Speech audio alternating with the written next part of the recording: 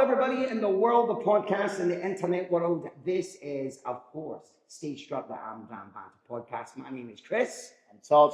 And we're here with a very special guest. Yes, of course, folks, as this podcast goes live, we are literally in it's about to happen. This week, we have got Jesus Christ Superstar, and right now, we've left the best to last, our very own main man himself, our Saviour, my brother from another mother, and yours, our very own Jesus. He's here with us today. Joe, how are you? I'm good, how are you? I'm wonderful, mate, I'm Right. wonderful. Mate, it's crunch time, this is it. But before we talk about, a bit about yourself and your background and stuff, let's talk about how's it been for you, this whole kind of, rehearsal process and getting in the mindset. How's it been that, in this role and chaos and everything like that? I've loved it. Honestly, it's been so good. And so nice just to get back into doing some live theatre. Last show I did was 5 years ago. Oh, So really, was it? over 5 years ago now. Wow, okay. It was, so it's been it's been one of them where I've just been it's been so nice to get back into it. And then not only that, but just everybody's just been so nice. Since Good we've, group and stuff. it's like great group. Is this your first show with Chaos? Yeah. It's a bit like myself, I've been to see some Chaos stuff. We came to see Shrek. I think it was 2019, just before lockdown. That's when I came. It was my first show that I came and seen. Yeah, Yeah, it was really good. It was directed by Becky and Scott, wasn't it? Yeah. I think, yeah. And then that was really good. Not really, not. And then I've been to see other. I think it was the other Halifax company before as well. I think they did Dirty Rotten Scoundrels a few years back. I'm not sure if it was these guys or if it was the other company. Opera, Was that like opera? Yeah. But yeah, so not really venturing Done much anything? into Halifax. No. I was going to say Jesus, but I shouldn't say that. I keep saying that. Jesus. But listen, how crazy! 5 years of not doing shows, and you've come back with probably the biggest show, and also the most iconic role as well. It was one of them because my partner and I were she's into a theatre and stuff as well, and we've got 2 kids now, and it's kind of just coming to do anything. We've sort of got our kind of our musicals where if it comes up, we're allowed to audition for it, kind of thing. Right, okay. And this is mine, so that's kind of the thing. I was like, I knew it was coming up. Didn't know what society was going to do it, if any was going to do it. I knew the rights were coming out. So I was like, if it comes out, can I at least audition for it? If I don't get it, fine, whatever. But at least, yeah. I love it. So your wife's got something like that as well. If there's a show, Yeah. For that show and stuff. That's really cool. I like that relationship. So yeah. Are you allowed to reveal what your wife's show is? Or? Waitress. She's Oh, but I think it's one of them shows that could come up at some point. Yeah, At some I point, think so. but it's obviously not come up yet, has it? But it's. But look at these newer shows that are coming up now, like Come From Away and Next to Normal. Shows that are that are going to be done years and years down the line that are now becoming more in the forefront. Yeah. So I could definitely see Waitress being one of those, 100%. Definitely. Just out of interest, what was the last show you did? 5 years ago? Evita. Evita. Shit. Yeah. Who are you playing Evita? Che. Such a good part. Oh, It was such a great part. yeah, but it's a really good even though it's the narrator part, it's such a good kind of one to kind of act it. It's great. So Really nice numbers in it. Yeah. Sometimes those narrators are the best parts, like Blood Brothers. Yeah, narrating Brothers, brothers. I think would be Yeah. role in that. Does he just keep singing The Devil's Got Your Number all Yeah, the time? she's party. Yes. That's how I always remember it. I've seen it a couple of times and I just remember that bit. I saw Evita in Glasgow years ago, Marty Pello playing Shay. And I remember sitting, getting ready to watch it, and I'm like, Marty Pello of Wet, Wet, Wet playing Shay. I was like, I don't know how it's going. And I remember just sitting there going, I can't believe this is Marty Pello from Wet, Wet, Wet. He's a musical theatre. That's it. Jekyll's the one he normally does. Jekyll, he done Chicago, he played Billy Flynn. He's done loads now, but yeah, it's one of those shows. But what a great part to play him. Yeah, it's really. And was your Evita Your Evita, how was your Evita? Was she like phenomenal? Yeah, she was really good. She was really, really good. Sonia, you know Sonia? Oh, yeah. Sonia Mora Calvin. Calvert, yeah, it's just Sonia. Sonia's one of my best friends. Do I know yeah, Sonia? yeah. Sonia was my Esmeralda in Hunchback. That Yes, we I remember you. Yes, yes. Yeah. She was brilliant. She was really, really good. Really good. Sonia was going to do JC, but she had to drop out. Okay. Just all sorts of craziness going on in life. So, but yeah. That was before I knew Sonia. Otherwise, I'd 100%. Yeah. Before I knew you. Yeah. So like it's your first one coming in, Joe, and like the rehearsal period and everything have been going on. You know, the role itself. Let's since we're in the kind of the meat and bones of show week. Yeah. The role itself. What do you find most? You know, actually, let's put it this way. Number one, what's the one thing you enjoy about the role, and what would you say is the most challenging thing about the role as well? They're both the same thing, to be honest. Like, they're both literally the same thing. Like, just having to sing Gethsemane. Is that like, for me, yeah. Because for me, a long time, sort of, the thing that put me off, like, about Jesus was the fact that Gethsemane is like, it's this big sort of number in the middle of the show. But it's also the most enjoyable part as well. You just get to sing like this really, like, cool kind of, like 70s prog rock ballad type thing, you know, like that kind of thing. So for me, it's like I enjoy that. I enjoy having to sing that, but it also terrifies me at the same time. How funny is it though, Joe, as well? I think it's one of those things like and we never get Banter away on the podcast, but you've literally probably waited until like 3 weeks ago, maybe 3 weeks, to first properly do it in front of everybody. And was it one of those things? Because I know there's been parts we've talked about, you know, the weight on us that we've had to wait before we do it. Has that been the same with Gethsemane? You're sitting waiting for it, going, you know what, just let me get it done, and then I'll feel I'm ready. It's one of them, like I think, just finding my way of singing it. Do you know, like, because everybody's got, I think, for me, like, everybody's got their version of it that they like, and I've got my version of it that I like in terms of that. But then finding how I sing it and how it marries up with what's been done before, and how I like it to be sung, and compared to how I can sing it, is two different things. So it's one of them. So for me, like, it was just finding the right time to do it and the right kind of moment to do it, and got to be in it as well. That was going to be one of my questions to you anyway. More generally, just as the character, but seems like you've already hit on there. So who is your kind of like Jesus? Do you have one? We talked about him for his episode as Judas. Do you have one that you kind of always used to go back to, or you've gone back to and watch? I've got two. Like, at first it was Balsamo. Yeah. 100%, every single time. Like, at first. And then kind of more recently, like, I've, like, sort of still Balsamo, but also like Neely as well at the same time. Just like, but like, for me, they're both kind of just two opposite ends of the same, so just as good, for different reasons. I love Neely. I think Neely always gets, like, not a lot of people talk about him, and I follow him on Instagram. I'm really sad. But he literally is still, like, on tour at the moment. He tours Florida, and what he does at the moment, his new thing that Ted Neely is doing is he goes to cinemas where they do special screenings of the show, and it's like a Rocky Horror kind of style where everybody sings along, and Ted sits there as the Jesus and sings bits of his bit. I watched that. He done something about 5 years ago. It was really funny because he is of an age now, right? He's like, I think he must be in his late 70s, early 80s. Yeah, easily, yeah. He's like, and what they've done now, it's really sad to give away the tricks of the trade. He was doing Gethsemane, and it's that part we all know it's coming, right? He's going to have to know, you know he's going to have to go up there. And this, bless him, man, the sound engineer's got a hard job. So what they've done is as soon as he must, like, just makes like a literal noise, a bit like Frankie Valli at the moment. You know, he's got a voice, but he just doesn't move. He must just make one noise, and the guy must turn the reverb and everything on, like that, because it sounds like the biggest note you've ever heard in your life. But Ted stopped singing like 5 minutes ago. But his noise is still going, like, he's still going. I was like, bless that sound engineer, man, that's amazing. Yeah, I think Ted gets overlooked. Like, a lot of people like forget that Ted, you know, originated the role, of course, in a sense of the movie, but I think his style of singing was so unique for the time.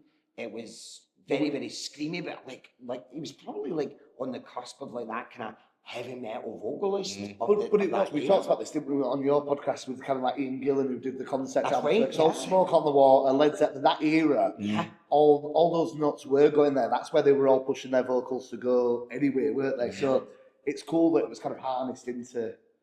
I think it's a unique part. 'Cause there's not many parts that really explore a range like that. No. And also, like I would say for like the part of Jesus, I've always said this for them.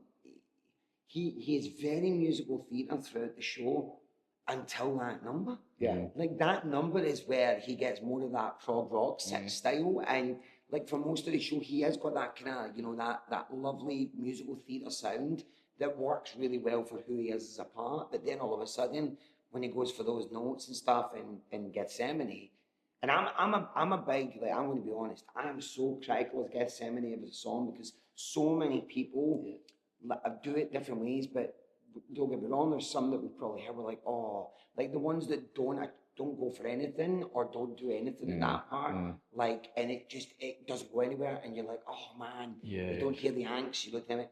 But folks, just to let you know, we're not giving anything away, but you are going to be blown away by Gethsemane. It's phenomenal. Listen, we talked about Jesus and talked about yourself, but let's get more about the nitty-gritty stuff about you, Joe. You know, like, where did it all start for you? Where did performance start? You know, what age and what kind of stuff have you done over the years? So first thing I did, I started when I was like 4, doing drama lessons. Went to a place called Stuart Stage School, which kind of started doing drama there. Did drama shows. Started doing dance when I was like probably about 6 or 7, maybe a couple of years after that, and then sort of singing, did like kind of singing shows and things like that. And then with them, they had like their little agency that they like quite a few of us were sort of attached to. And then through that, we did like the Joseph tour, part of the kids chorus, and then Whistle Down the Wind as well. So there were a few of us that managed to do that, and that's kind of where I got the bug, to be honest. Like, specifically, first time I did Whistle Down the Wind, which was like just kind of being in that sort of professional environment and sort of like getting fitted for costumes and like having time off school to rehearse like bits and bats. So it was it was just like, but I think what they did is they went like whenever they were in a certain area or on tour, they found like different, like, because there were about 30 of us that did it. But then like I remember just being on the stage with the guy who was playing the man, who they call him, who's also like kind of hinted at to be Jesus. You know? But I just remember just being absolutely blown away by him. Like, because like there's a bit right at the end where he sort of, no spoilers, but sets the barn on fire.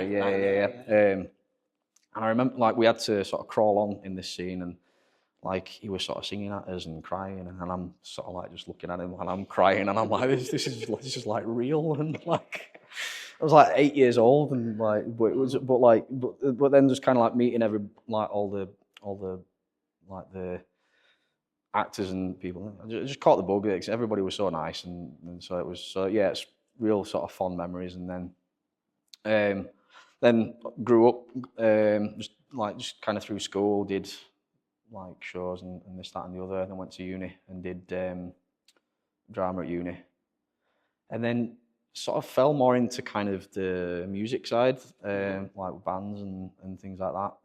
So like was in a like a pop punk band for a little while. Then a couple of those guys, lead vocal, wasn't, to be honest, like my vocal style, and I'm realizing this now, like more so, like my vocal style doesn't really lend particularly well to a pop punk style, which is kind of just up here the whole time. Like I think my voice just prefers to be like a little bit lower down, and then go up there.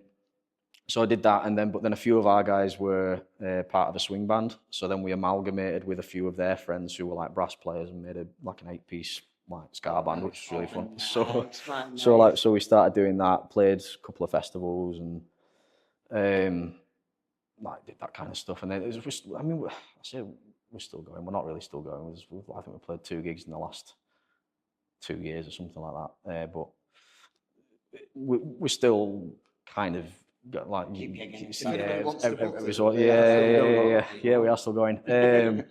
Yeah, it's difficult to get us all together though. It's everybody's just everywhere, all over the place. So yeah, but yeah, so that's fun. And then started doing like amateur theatre in Huddersfield for Woodhouse. It was like 2016, 17-ish. And is that when you like started doing underground? Like, Yeah.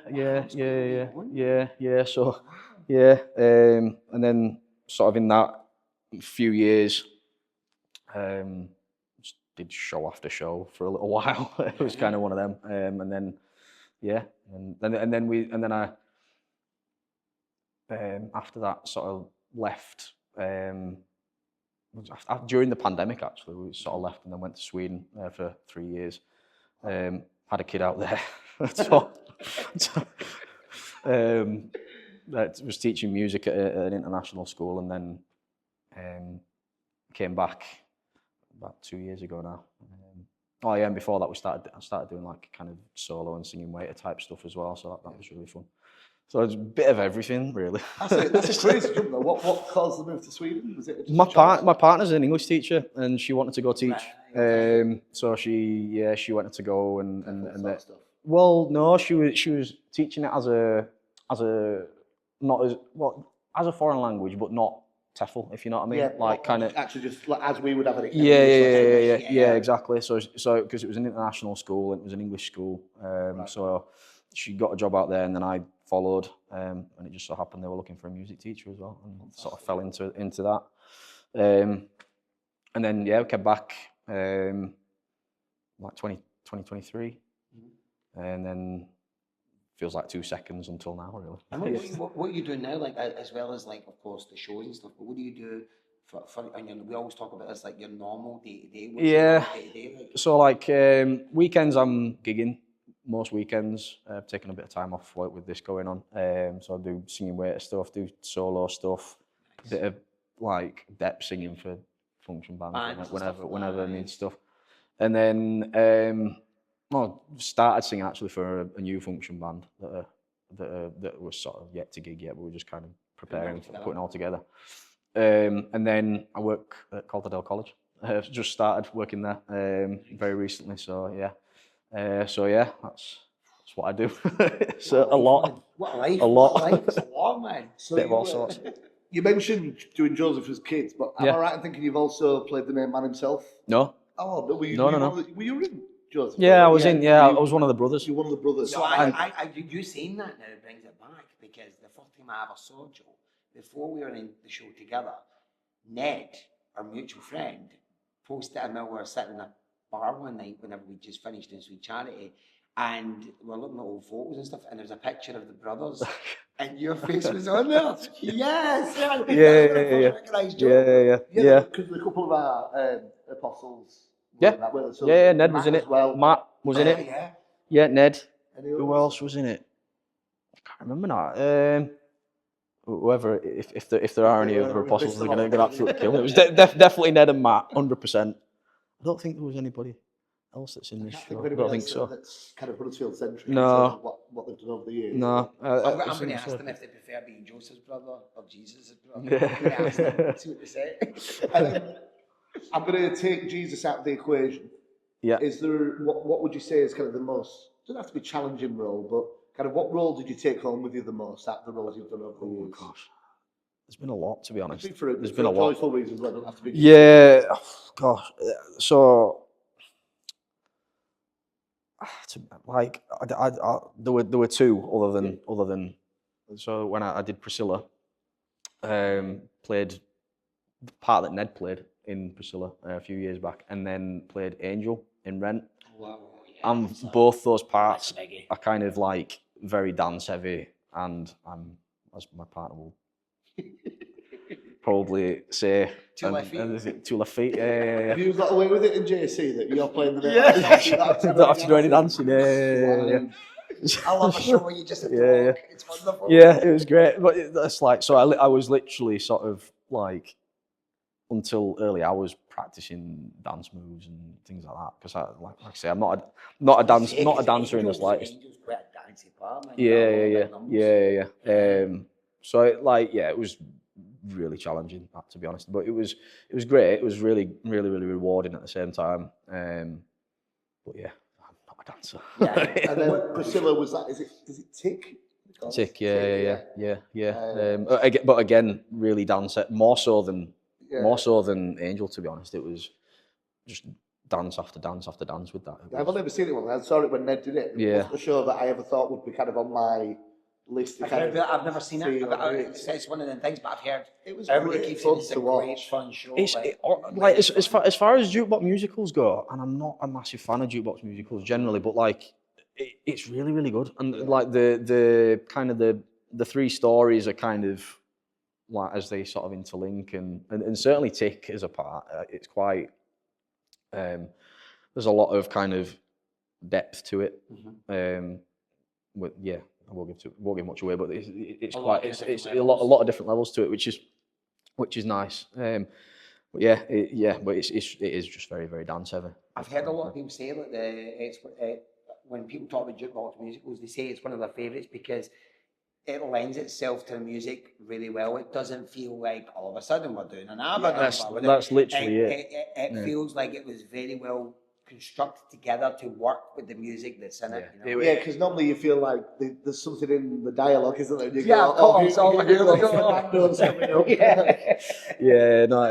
nothing like that, to be honest. It's kind of like you say, it just sort of fits well, and the show sort of flows. And it, like I think with jukebox musicals, if it adds to the narrative, then it's great. There's very few that I've seen that I do go, it works really well, this jukebox musical. I'm like you, I'm not a massive fan of them.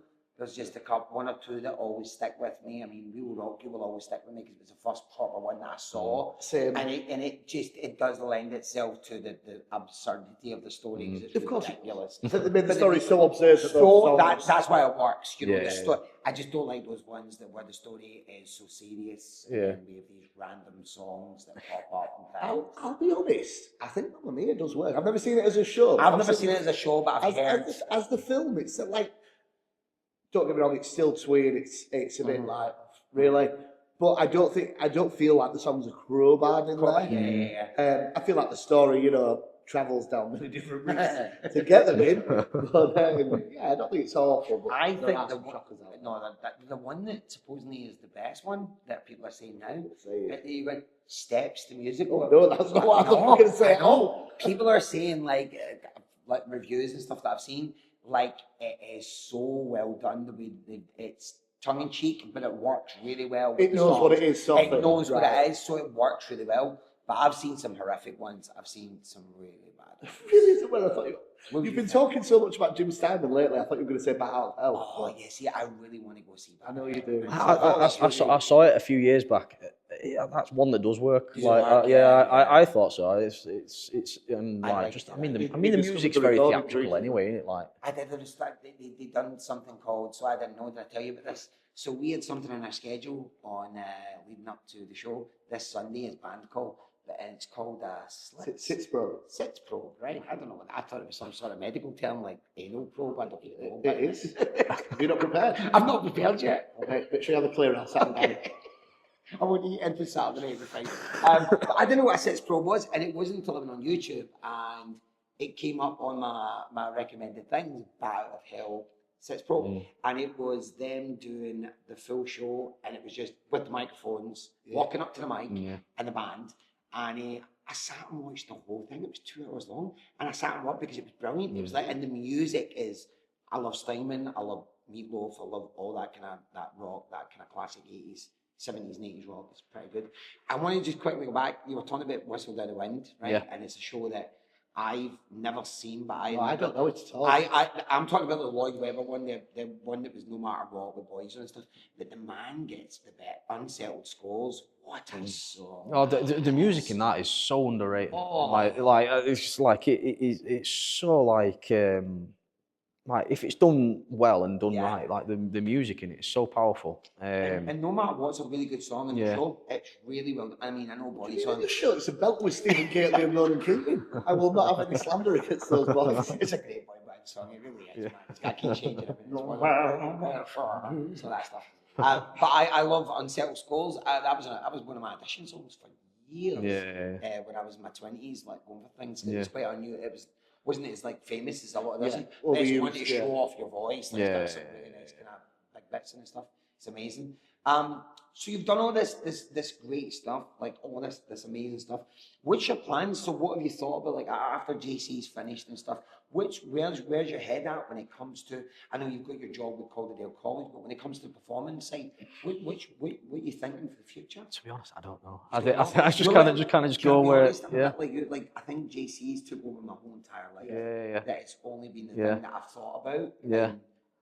You've had kind of a crazy few months as well, family-wise, and everything, haven't you? So I imagine Just a bit of a break. Just breathe. being at home and being present and just breathe. taking that time. Yeah. So what I want to do at some point is direct something. I'd like very far in the future, but like I want to direct something, whatever it is, whether it's a musical or whether it's like something a little bit. I mean, it probably will be something like kind of more straight play, small cast kind of thing.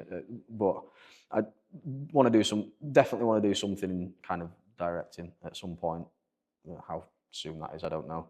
And then kind of just see sort of like just carry on with the gigging and things like that. And is there any like shows or roles? I was just going to say that. Yeah, like, are there any parts that any bucket, like, any things that come up that you'd be like, yeah, I'm so there's a few definitely. I've not done it yet, but I'd come back and do Jesus again in a heartbeat. I want to play Judas one day as well. At some point, I'd love to play Judas. And then same show, but Pilot as well. Like when I'm like sometime in the future. So many exciting. Like yeah. Do you know what it is? It's so nice. I know it's going to sound really bad, right? Because I think over the last like 10 years, we've been inundated with a lot of kind of female-heavy shows that are phenomenal for female vocalists, like Wicked, you know, Mamma Mia, because it's all the girls, you know, the big numbers and stuff, and Waitress, which is beautiful, right? It's written by Sarah Bareilles, so it's got those gorgeous, beautiful songs. But there's not been a lot over the years where it's so male-heavy that every role is so good that you want to sing it. You would love to try it. You know what's funny is I think there's about 50 women that do local Amjam that are watching this podcast right now that are ready to lynch you for saying that. Because I feel like the current view is that there's a lot of kind of companies playing to the men. I think it's because at the moment there's a lot of kind of, it's very rare, isn't it? You get like a big chunk of men in an area. Yeah, it's very, very rare. And recently, locally, all over Yorkshire, I've noticed there's been a large influx of men, you know, getting into it. When I say recently, I mean the last 10, 15 years. Yeah. But I do agree with you, yeah. JC's just got so many roles in it that you like vocally, it's something nice to try. I think if I was to go back now, I think I would probably do Pilot would be the one that I'd be interested in. We haven't had him on the podcast, but Scott, our pilot, he's great. He's fantastic. And do you know what I love as well? So cool. I've never seen. I've known Scott a number of years now, and I've never seen him in a role like this. So when his name was announced, I was like, oh, okay. And I even said to Becky, you know, his partner, I said, oh, I don't know. If anyone watching or listening, Becky that was on the show, it's her partner, Scott. Yeah. And I was like, oh, you know, I was a bit. And then I heard him doing a rehearsal with Mike RMD, and I went, yeah, okay. And then we've just got into the room. It was the first thing he'd done. It was the first thing he'd done a Pilot stream. First week he'd done it. And it was, again, he's got that kind of cold stare that Pilot needs. And then he's got the range to go from that to the trial. I always think Pilot is like a ticking time bomb in the show where you watch him and you see him. He's the only one, in a sense, when you look at it, that's got an ounce of kind of empathy for Jesus and genuinely wants to help him. So you need to have that kind of cold sternness about you, but then you have to just lose your rag and give in to the people. And when Scott gives in to the people, it's pretty. He's got a fantastic range, and that those notes are like at that point, like you say, it's very much a thing of you just feel kind of the angst and the frustration and all that kind of stuff, and it's quite scary to be stood in front Yeah, of. Like when he's you get it right in the face. yeah. I get to stand and watch, and it's every week. It's pretty epic. It's pretty epic. I'm just at the back overacting. He's getting punished. It's fine. It's fine. Nice. No, like no, in terms of like, I mean, like there's Jesus Christ Superstar parts, but like I'd love to go and do like there's Freddy in Dirty Rotten Scoundrels that I'd love to play. Like just a really fun acting part, and then and possibly Donkey and Shrek maybe one day. Yeah, I can see you as I see as Donkey. Like, I can see it's Freddy as well, but I can really see Donkey. As soon as you said that, I was like, oh yeah. I think Shrek would be the only one that we've talked about this. That Shrek would be the only one that I would be like, I'd drop something for. Yeah. I'd love to do Shrek. Yeah. Like after. It needs to be Fiona. I really want to be Fiona. It's just, it's time. It's time for a Scottish Fiona. I'm going to check that one. I'm telling you, it's going to be great. Another one I would love to do as well is Producers. I really want to do Producers. Really, man. Max Bialystock. It's been a certain time since I else have done it, and I'm like, come on, when you're going to do it? We've done JC. Yeah. There's JC, there's Producers, and there's Beast, and I'm just sat here like going, we're ready for that. Absolutely not. Nice. I'd love to be Leo in that, so that's. I'll be perfect. Good. Yeah, I do. Like the anxious people. It's just I love it. It's such a good show, man. I've seen it a few times, professionally, and I'm drunk, and I still laugh every time. I've only ever seen the film once. Oh yeah, the movie, yeah. Which one? The Nathan Lane one or the Nathan Lane one with is it Matthew Broderick? Matthew Broderick and Will Ferrell and Uma Thurman. I really enjoyed it, but it's not one that I can remember. Like I just don't remember. Go back. Don't remember it. Yeah. But like I do know that a lot of people love it. I think the stage show is far superior. The movie's fun, but the stage show is far superior. Like it's there's more laughs in it. There's more like proper comedy moments. It's proper old school slapstick. It brings all back. So it's pretty cool, man. I like it. Shall we? Yeah, I think we should. Let's move on to the big question. Do you want to do Desert Island? Yeah, Desert Island musical. Desert Island. I think I've seen this bit before. You've seen this before. It's so famous now as a podcast that it's no longer a surprise. They know what's coming. So yeah, you're stuck on a desert island. Yeah. You've got one musical. You can have it in any form, watching it, listening to it. You've just got one for eternity. What you choosing? I'm gonna be really cliche and say Jesus Christ. But that's not because like we're here promoting it. Like it just genuinely is like the one that I would probably go to. Close second would probably be Miss Saigon. That's the one you prepared but got left on the boat. Is that? Yeah. Fall off the boat. Yeah. I took my Saigon. Yeah. Oh, that's a tough one though. I can't pick between the two. Like. Both would be big. Yeah. But no, just for me, just the music in it. It's like I just don't get bored of it. It's the type of music that I like to listen to. Like generally just a bit of prog rock. It's prog rock. Same with JC. That was my answer as well. JC, just because there's so much on it that you can listen to. I'd still say to this day, there's not one. Well, is there a bad song in JC? I'm trying to think now. There's one that maybe I skip. I've got a skippable song in JC Superstar. But it's not in our version. So No, it's not that. I've got one that maybe I don't, but like 95% of the songs, I love every one of them. Yeah. Vocally are amazing. Really, really good. Fantastic. And then we always finish with a game. So I've got a game for you both today. And it is based around Jesus Christ Superstar, because why not? We go to theatre next week. So we're just going to play a bit of a yes-no game. I've got 3 rounds for you. I've just got a character in mind. You've got to ask me yes-no questions, see if you can work out the character. Oh, I like this game. Okay. Yeah, so we'll let the guests go first. Hot seating. Yeah, a bit hot seating, yeah. Okay. I'll answer it in character, though. Okay. I like it. What's your favourite food? That's going to be yes-no question. Oh, right, okay. Come on, Joe, you said you like Sorry. Sorry. I can't tell him off in rehearsals. It's my boss, but he's not in rehearsals. I can tell him off. I missed that bit. I was just listening to the question bit. Yes, okay, right, here we go. Yes. I've not prepared it that much. I've not done in-depth method acting for all. Proper method. He's like, all right, okay.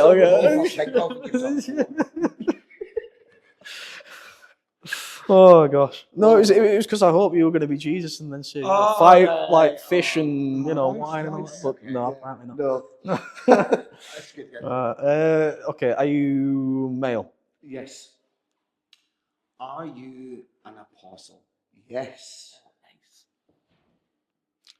Are you?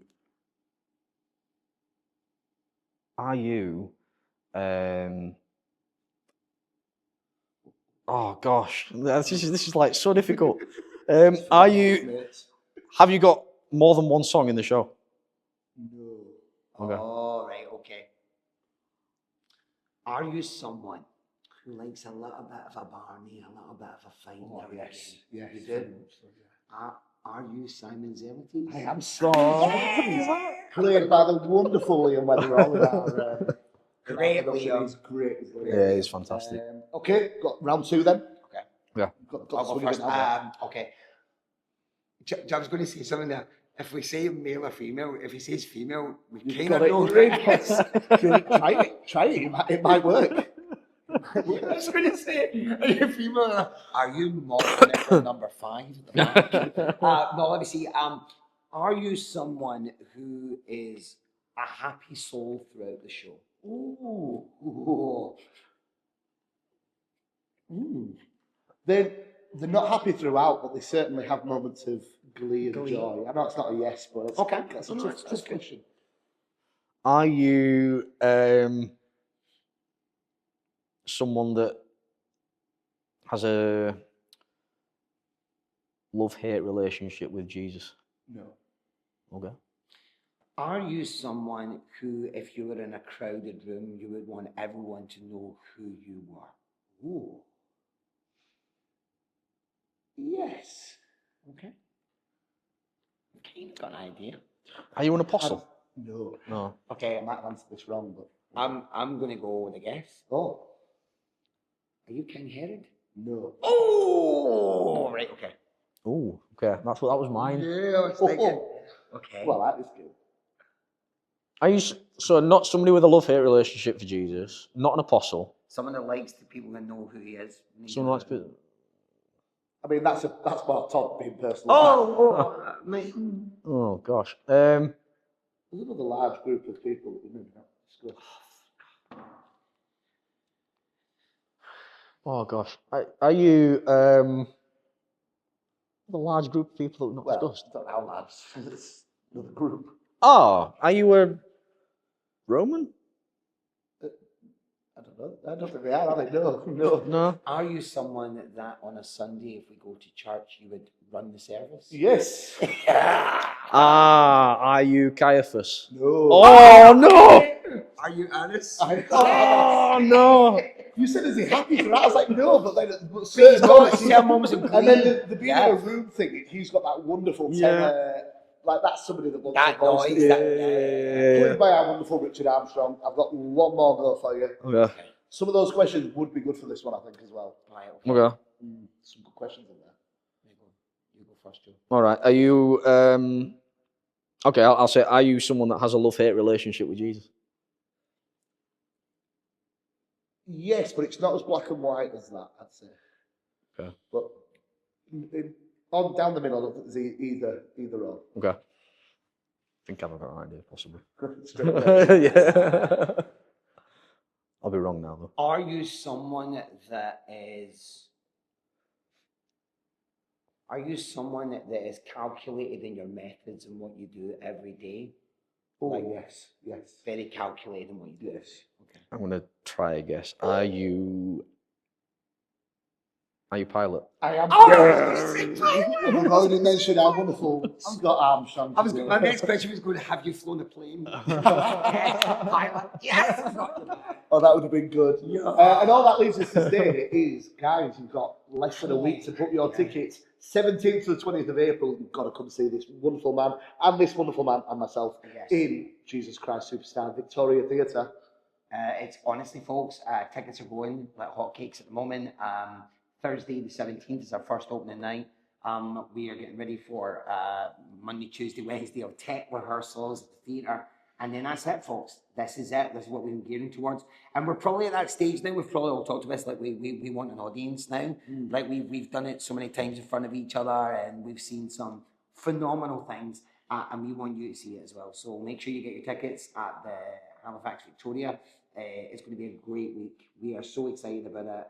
Giddy like school kids, and it's going to be I'm not going to lie. I don't know how you feel about this. It's probably going to be the biggest come down I've ever had. And I'm I've done not looking shows. forward to it. I've done shows before, and I've had affinities towards something.